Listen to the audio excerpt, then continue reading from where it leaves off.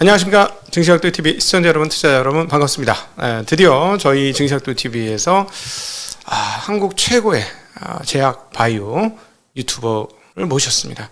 알기 쉬운 바이오 알바킹의 이혜진 대표님 나오셨습니다. 어서 오십시오. 네, 안녕하세요. 네, 다른 데 가끔씩 나오시죠? 네, 그렇습니다. 예. 요즘에 잘 안 부르죠, 사람들이. 최근에 조금 다시 부르고 부르죠. 있어요. 그러니까 옛날 한때 2018년 이전엔 너무 바쁘셨죠. 제가 그 전에는 펀드 매니저였습니다. 펀드 매니저셨어요. 네. 제약 바이오를 좀 더 많이 하시는.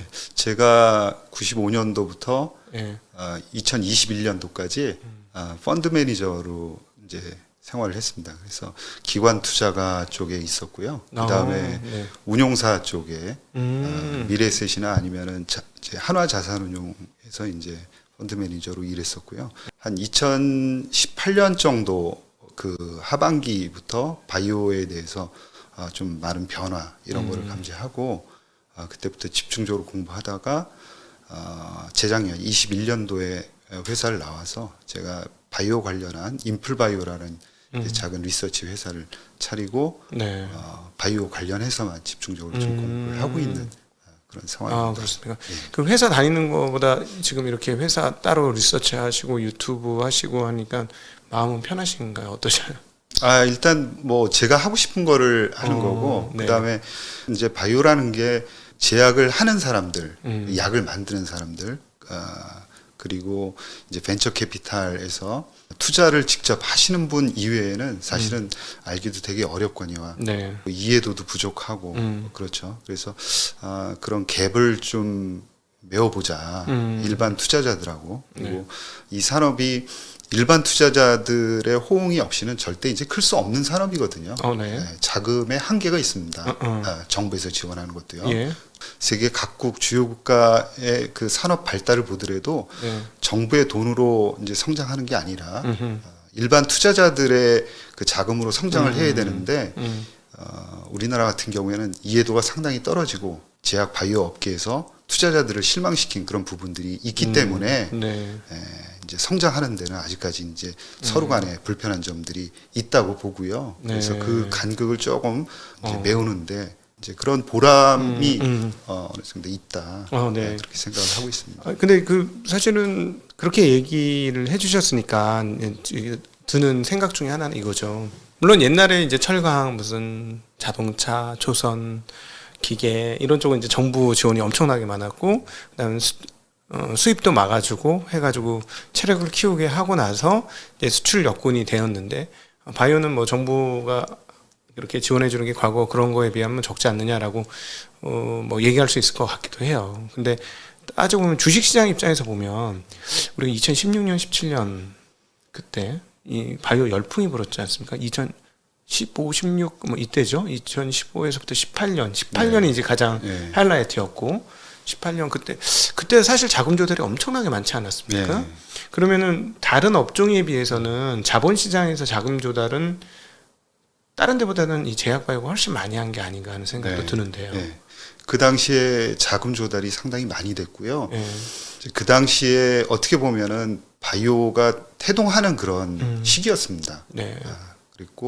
그런데 이제 우리나라에서는 그런 어떻게 보면 의미가 없다 이렇게 보기는 되게 어려운데 조금 더 효율적이고 그 다음에 이제 집중적이고 그 다음에 신약을 개발할 수 있는 그런 약들에 대해서 조금 더 이제 천천히 움직여 왔으면 좋겠는데 그런 것들이 일단은 어느 이제 특정 업체들한테 이제 상당히 집중돼 있었고 이제 지금 신약이 이제 개발이 안 돼서 이제 그런 얘기를 하는 거 아니냐 이렇게도 볼 수가 있는데 전문가들에 따르면은 신약 가능성이 상당히 떨어지는 물질 그런 리드 파이프라인에 상당히 너무 많은 돈들이 이제 들어갔죠. 초기에. 그러면서 거기서 대단히 이제 실망감 이런 것들이 쏟아졌던 거죠. 말씀하신 대로 자금이 안 들어갔냐 그러면 과거에 이제 들어갔던 거고요. 만약에 거기서 성공을 거두었다 그러면은 굉장히 큰 이제 자금들이 더 추가적으로 들어갔을 거다.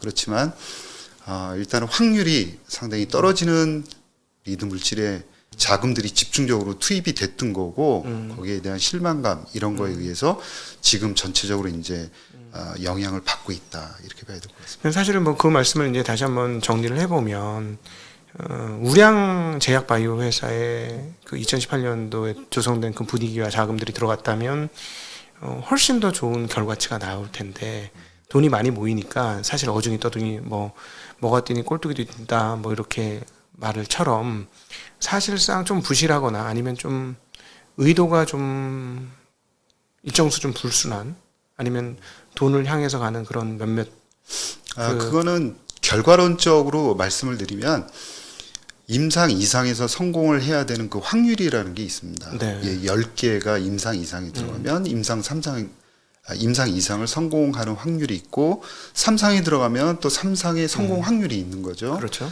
그런데 그 확률에서 상당히 많이 벌어졌다는 거죠. 그러니까 다른 평균 표준치에 비해서 예, 평균치에 비해서 이제 미국 같은 경우가 이제 어떻게 보면 전 세계 시장을 거의 40%에서 50% 정도 장악을 하고 가기 때문에 그 확률에 그 비추어 본다 그러면 우리나라 그 이제 임상 2상, 3상에서 성공하는 확률이 과거에 보면은 너무 많이 떨어졌어요.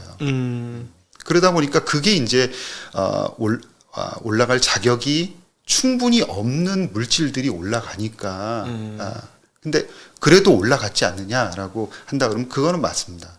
그렇지만 그런 올라갔다 하더라도 확률이라는 거는 그렇죠. 떨어질 수밖에 없거든요. 그렇죠.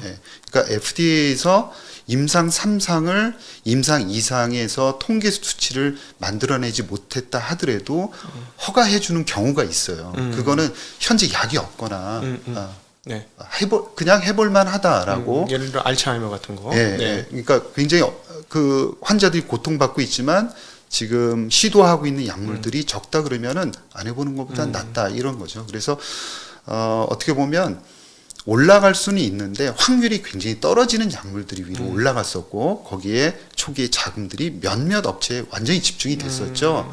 그러다가 그 약물들이 전부 다 실패를 하면서 이거는 어떻게 보면 사기구나라고 얘기들 했던 거죠. 그래서 근데 이런 얘기까지 돌았지 않습니까? 임상 3상이 실패, 실제로는 임상 3상 실패한 물질을 가지고 와서 임상 2상부터 다시 재탕을 해서 임상 3상까지 시도를 하니까 진입은 됐다. 그거는 일부 맞는 게요.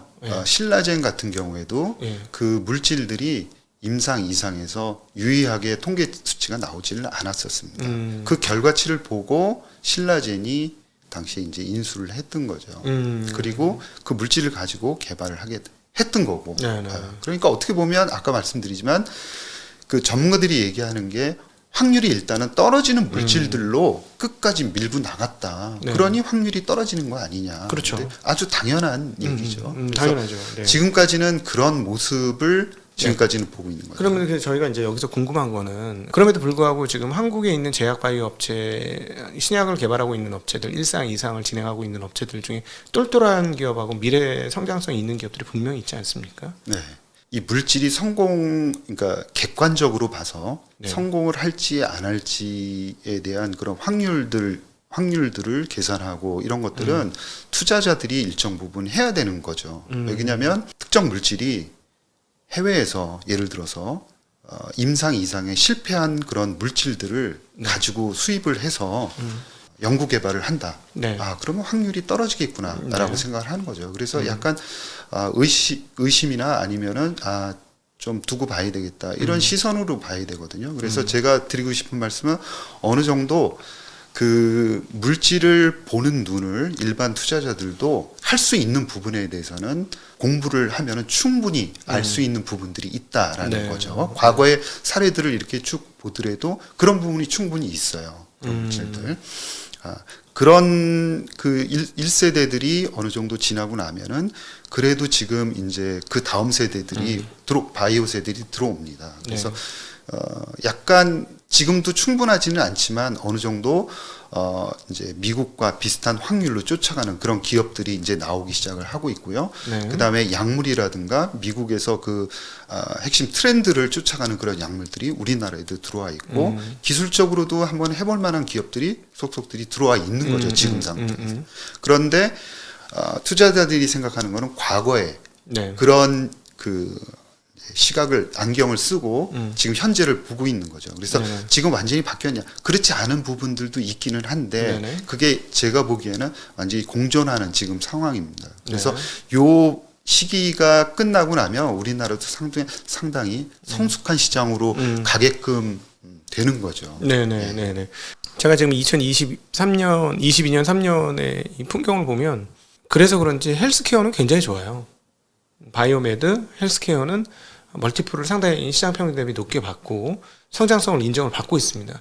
신약 바이오 같은 경우는 거의 이제 투자자들의 머릿속에서 지워진 게 아닐까 할 정도의 분위기가 만들어지고 있거든요. 그러니까 왜냐면은 바이오메드라든가 헬스케어 쪽 관련 뭐 또 건기식까지도 이거는 뭐 인류의 삶에 크게 영향을 미치는 건 아니지만 약간의 개선 효과가 있는 것들이잖아요.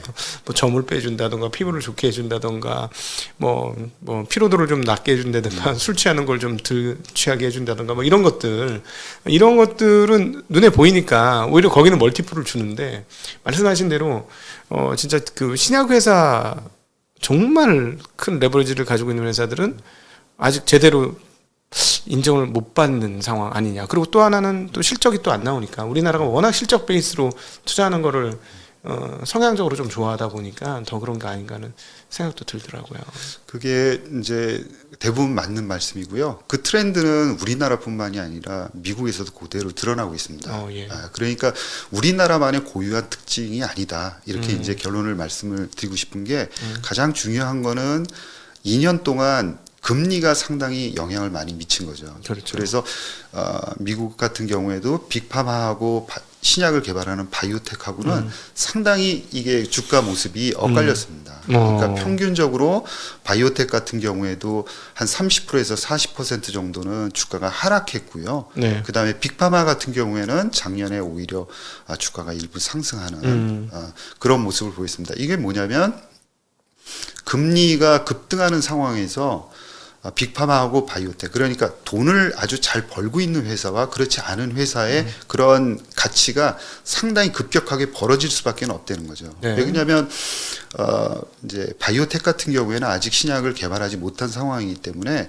먼 미래에 들어오는 약을 개발할 것이다라는 먼 미래의 현금 흐름을 현재 그 가격 시가로 할인해서 들어와야 되는데, 이 할인율에 영향을 미치는 기준금리가 네. 1년에 3%, 미국 같은 경우에는 거의 5% 가까이 이제 급등하다 보니까 이게 밸류에이션이 급격하게 떨어질 수밖에 없는 그런 상황이었거든요. 그래서 네. 어떻게 보면은 이제 금리가 최근 1, 2년 사이에 그 주가 행방, 그러니까 돈을 잘 벌면서 현금 흐름을 많이 확보하고 있는 회사와 그렇지 못한 회사들의 그런 가치 평가를 상당히 엇갈리게 했다라는 예. 거고요.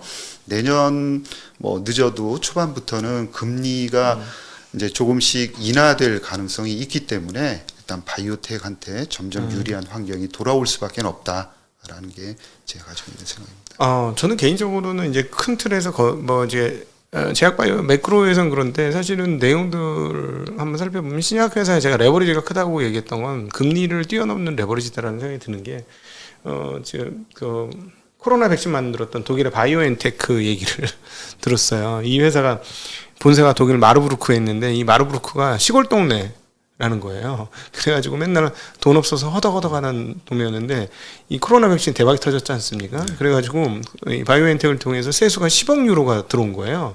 우리나라 돈으로 한 1조 4천억 정도, 작은 마을에 1조 4천억 돈이 들어오니까 주체를 못하는 거예요. 이 돈을 어떻게 해야 하지? 시의회들이 막 놀래가지고 이 돈을 어떻게 해야 하느냐 그러면서 이제 버인세를 깎아주기로 했어요.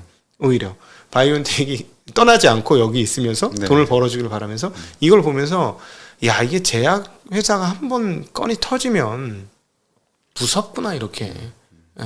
세금을 조 단위로 내는 회사가 되는구나. 이런 걸 보면서 진짜 뭐 다른 그 어떤 산업도 무슨 소위 말하는 뭐 소프트웨어 이런 쪽이 마진율이 높아서 뭐 40% 50% 얘기하지만 이쪽은 한번 터지면 그것과 비교할 수 없는 정도의 마진율을 가지고 있지 않습니까? 네.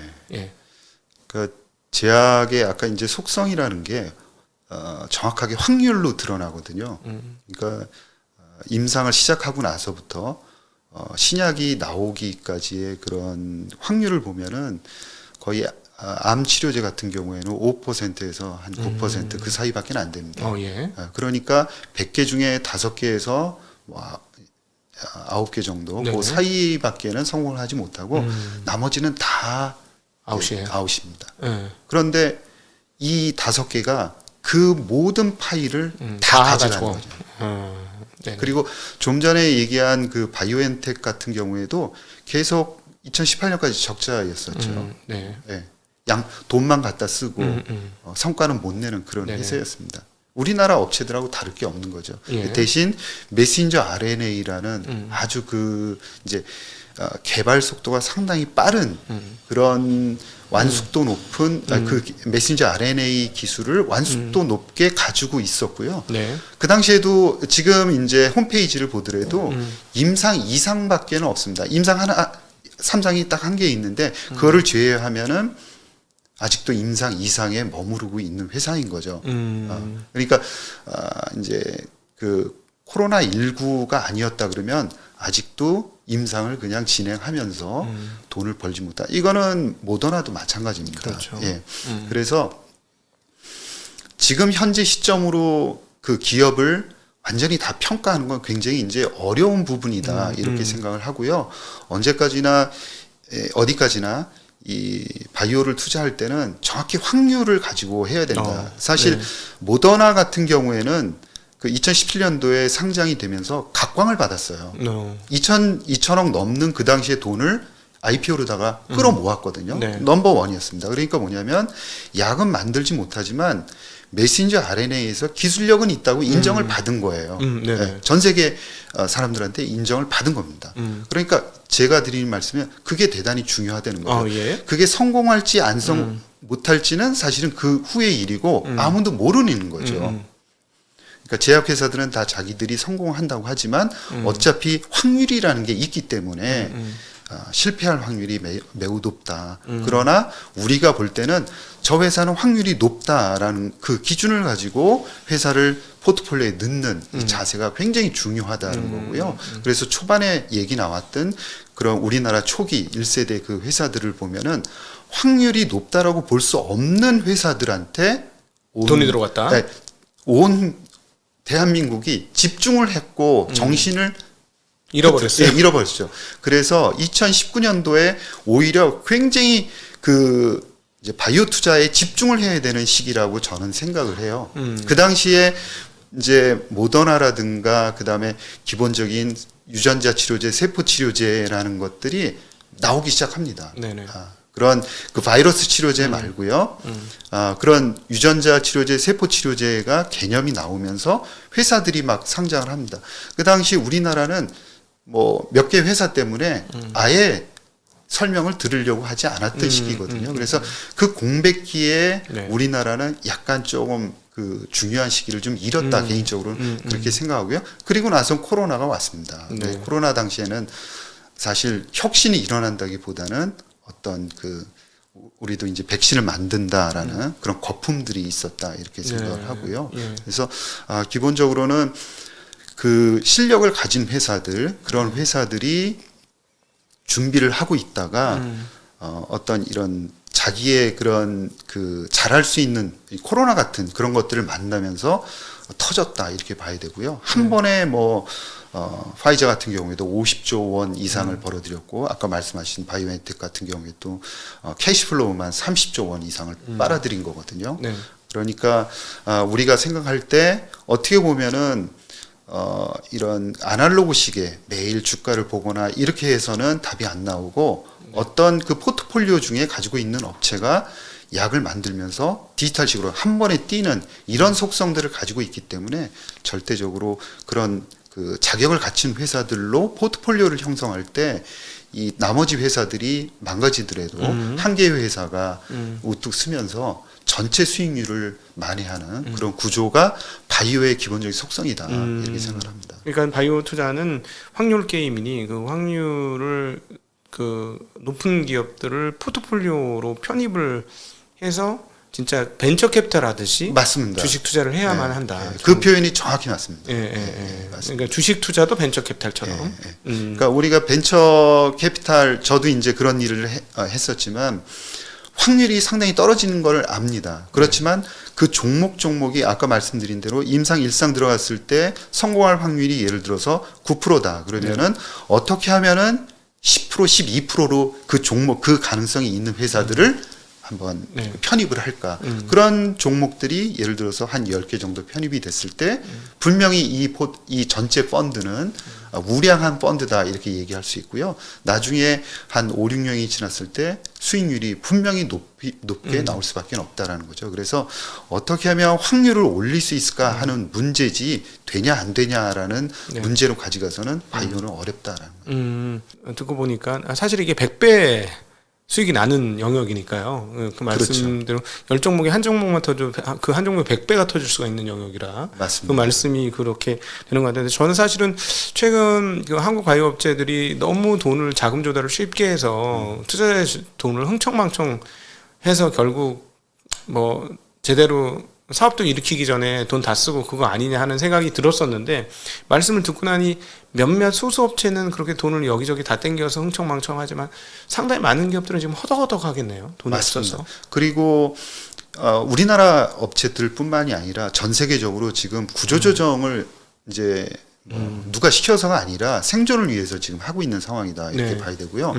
대기업들, 사노피라든가 이런 거대 회사들도 그 가지고 있는 파이프라인들을 구조조정을 하고 있습니다. 그래서 우리나라 업체들은 거의 지금 전부 다가 가지고 있는 파이프라인 예를 들어서 저금리 시대에 무조건 그 이제 자금은 무조건 들어올 것이고 그리고 우리는 플랫폼 기술을 가지고 있으니까 여기에서 물질들을 마구 이제 만들어내서 다 파이프라인을 여러 개 만들어서 한번 나중에 큰 회사를 만들겠다. 이게 전략이었었거든요. 네네. 그런데 지금은 우리가 기술을 증명할 수 있는 몇 개 핵심 파이프라인으로 가지고 있는 돈을 몰고 그러면은 얼마나 지금부터 사용할 수 있느냐라는 제가 30개 우리나라 업체들을 계산을 해보니까 평균 1.8년을 살 수가 있어요. 네. 네, 그래서 1.8년이라 그러면 저는 이제 굉장히 불안하게 좀 봤었거든요. 네네. 그런데 어느 정도는 그래도 자금을 가지고 있고 그 중에 11개 기업은 당장 지금 자금을 조달해야 되는 그런 상황입니다. 그런데 뭐 어차피 자금을 조달해서 연구 개발을 하는 것이 이제 신약 개발하는 회사들의 본성이기 때문에 자금 조달 자체가 문제가 있다. 이거는 아닙니다. 다른 제조업체하고는 좀 다르다는 거죠? 그렇죠. 일상입니다. 그거는 뭐 문제가 있다 이렇게 봐서는 안 되는데요. 아무튼 지금 투자자들은 굉장히 색안경을 끼고 있기 때문에 이게 제대로 된 파이프라인 그 플랫폼 기술인가 투자를 해도 괜찮은가를 지금 상당히 고민을 하고 있는 상황이죠. 어떻게 보면은 그냥 저금리로 쭉 갔으면은 엄청난 버블이 생길 수 있었던 것을 조금 더 디디면서 탄탄하게 밟고 갈 수 있는 그런 계기가 충분히 지금 되고 있다라는 겁니다. 오히려 그럼 뒤집어 보면 지금 굉장히 험악한 시기를 지나고 있으니 바이오 업체들이 이 험악한 시기를 잘 견디는 업체들은 자금 조달할 때 확실히 자기가 어떤 회사라는 거를 어필을 해야 하고 그래서 그 어필을 통과했던 회사들은 물론 마케팅 잘해서 하는 회사도 있겠지만 기술에 대한 어필을 잘하는 회사 그래서 이 어려운 기간을 생존한 회사들은 투자자들 입장에서 확률이 상당히 많이 추려지는 거네요. 과거에 비해서. 그렇죠. 저는 어떤 측면으로 조금 보고 있냐면요. 지금 만약에 금리가 조금씩 떨어진다 그러면 지금 그러니까 IPO를 미리 해놓고 자금을 어느 정도 확보를 하면서 핵심 파이프라인에 대한 개발 속도를 늦추지 않았던 기업은 프리미엄을 받을 것이다. 이렇게 생각합니다. 왜 그러냐면 IPO가 미국 기준으로 지금 1분기에 조금 나아졌다고 하지만 4개밖에 안 됐습니다. 네, 미국에서. 예, 바이오 관련한 IPO가 4개밖에 안 됐고요. 전분기에는 3개, 그 전분기에는 2개, 그 전분기에는 하나까지 떨어졌습니다. 그러니까 최근 1년간 10개도 안 되는 IPO가 됐다는 거죠. 그러니까 새로운 경쟁자들이 오지 못하고 있는 상황에서 지금 앞에 미리 와 있던 그런 회사들은 달려가고 있는 형상이거든요. 그래서 지금 우리나라에서 경쟁력을 가지고 있는 몇몇 업체들에 대해서는 아마 금리가 떨어지는 구간에서는 프리미엄을 줄 수 있을 것이다라고 생각을 합니다. 그 아까 뭐 1년 8개월 견딜 수 있다 평균적으로 이렇게 말씀을 하셨는데 과거에 비해서는 그 시간이 굉장히 많이 단축됐죠. 그 뭐 요즘엔 심지어 앞으로는 AI도 상당히 사용이 될 것 같은데 과거에는 이게 후보 물질을 고르는데 굉장히 어렵지 않았습니까? 거기서 시간을 다 뺏기고 요즘에는 이 컴퓨터 사이언스 발전에 의해서 후보 물질을 고르는 시간이 정말 대폭적으로 단축되었다라고 제가 현장에 가서 얘기를 들었는데 실제로 그런지 어떤 프로세스 때문에 그런지 한번 설명해 주시면 좋을 것 같아요. 네, 그거는 과거에는 일일이 그 실험을 통해서 그 약물이 리드 물질을 이제 발굴했었지만 지금은 AI로다가 AI 그 다음에 기존에 이제 증명된 그런 물질들의 특징들, 그다음에 분자 간의 상호 간의 관계 이런 것들이 컴퓨터에 다 속속이 들어갔고요. 그다음에 최근에 빅데이터를 사용을 하면서 거대 용량을 서로 이제 돌리고 있습니다. 컴퓨터에. 그러다 보니까 물질의 특징, 그다음에 우리가 타겟을 정하고 그 타겟에 맞는 그런 어떤 물질이 그 리드 물질이 과연 약효를 발휘할지 결합성이라든가 안전성 이런 것들을 그 계산하는데 상당히 컴퓨터의 도움을 많이 받는 거죠. 네. 과거에는 일일이 했던 거를 컴퓨터의 도움을 받으면서 이 기간이 상당히 줄어들 것이다라는 것이고요. 그 다음에 이것뿐만이 아니라 그래서 이전에는 그 비임상들 그러니까 사람에게 적용하는 임상 이전 단계에서 상당한 그 혁신 시간적인 축소 이런 것들이 벌어졌었는데 이제는 임상 쪽에서도 상당히 이제 시간 단축이 있는 거죠. 어떻게 되냐면 이 약물을 어떤 사람에게 그 주사하는 것이 더 나을지 이런 것들을 조사를 하고 그다음에 환자들을 관리하고 하는데 훨씬 더 효율적으로 관리가 되면서 전체 임상 기간을 단축을 시키고 있습니다. 그렇지만 비용이 대폭 감소되냐 아직까지는 그렇게 보기에는 어려울 것 같고요. 암 치료제를 하나 개발하는데 거의 2조 원이 넘어가는 자금이 소요가 되고 있습니다. 그래서 대부분의 돈은 거의 임상 단계고 거기다가 임상 3상 단계에서 대부분의 돈을 다 쓰고 있거든요. 그러니까는 실제로 이 약의 일단 뭐 1상, 2상 이런 쪽에서 이제 독성 검사를 다 끝내고 유사 인간 또는 실제 인간에게 사용될 때 의사를 섭외해야 되고 병원을 섭외해야 되고 그다음 환자를 섭외해야 되고 거기 들어가는 모든 비용을 다 대야 되고 그 환자의 숫자가 일정 수준 이상 채워져야 돼요. 뭐 2,000명이면 2,000명, 4,000명이면 4,000명 이거를 다 비용을 다 대면서 하니까 그 비용이 그렇게 많이 드는 거죠. 그렇죠. 그래서 임상 3상 단계에서 뭐 어마어마한 돈이 들어가고요. 거의 임상 단계 한 70% 이상이 3상 단계에 들어간다 이렇게 보면 되는 거기 때문에 얼마나 그 임상 단계에서 비용을 줄이느냐 지금 어떻게 보면 실질적으로 자금 이제 리드 타임은 줄일 수 있습니다. 기존에 이제 뭐 물질 하나 발굴하는데 뭐 5년씩이나 걸리던 거는 최근에는 굉장히 단축이 된 것 같아요. 3년이든 2년 안으로 들어오는 거는 맞는데 그 후 단계에서는 아직까지도 그 이제 혁신은 조금 더 필요하다. 네, 그러니까 사실 그 한국 업체들 중에 임상 3상을 지금 한 업체 하나 있긴 하더라고요.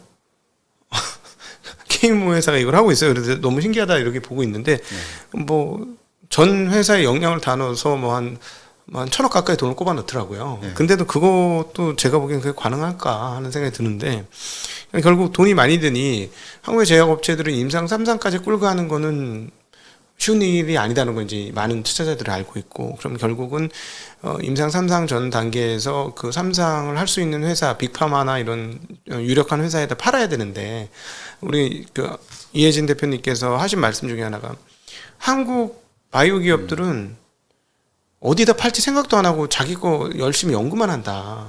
방향성이 없어서 제대로 성공 못 한다. 이런 언급을 하셨던 적이 있으세요. 외국은 안 그렇다. 아예 팔 자리를 보고 리서치를 하고 엔지니어링을 하는데 그래서 이 부분에 대해서도 좀 설명을 해주시면 좋을 것 같아요. 그거는 벤처를 만들 때의 이야기입니다. 어떤 얘기냐면 미국 그 업체 같은 경우에는 회사를 만들 때 그 당시에도 우리가 이 만들고자 하는 물질이 누구한테 필요하고 그러니까 누구한테 이 물질이 필요한지에 대해서 먼저 리서치를 하는 거죠. 그래서 그 회사한테 필요한 그 회사한테 이 물질을 팔아야겠다. 그러기 위해서는 우리가 물질을 이런 식으로 만들어야 된다라고 아예 누구한테 팔지를 결정을 해놓고 네.